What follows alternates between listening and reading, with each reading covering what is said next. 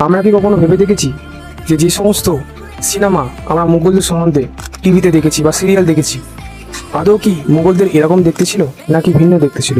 তবে চলো আজকের আমরা এটাই জানার চেষ্টা করব ঐতিহাসিক তথ্যের মাধ্যমে যে মুঘলদের আসলে দেখতে কেমন ছিল। মুঘলরা একক কোনো জাতি ছিল না, তাই মুঘলদের চেহারা বলতে সবার জন্য একই বর্ণনা দেওয়া যায় না। মুঘল রাজবংশের উৎপত্তি ছিল মধ্য এশিয়ায়। তারা তিমুর এবং চেঙ্গিস খানের বংশধারা দাবি করত। ফলে তাদের মধ্যে তুর্কি, মঙ্গল ও পরে পারস্য এবং ভারতীয় প্রভাব মিলেমিশে যায়। সাধারণভাবে বলতে গেলে প্রথম দিকের মুঘল শাসকের অনেকেরই মুখে মধ্য এশিয়ার বৈশিষ্ট্য ছিল, অর্থাৎ চওড়া মুখ, উঁচু গালের হাড়, বাদামি বা সরু চোখ। তাদের গায়ের রং ফর্সা থেকে গম রঙা পর্যন্ত বিভিন্ন রকম ছিল। অধিকাংশ সম্রাট দাড়ি বা গোঁফ রাখতেন, যদিও সময়ের ভেদে এই ধরন বদলেছে।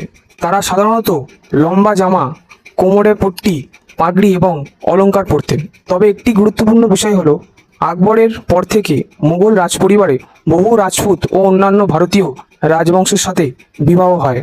ফলে পরবর্তী সম্রাটদের চেহারা ভারতীয় বৈশিষ্ট্য স্পষ্ট হয়ে ওঠে।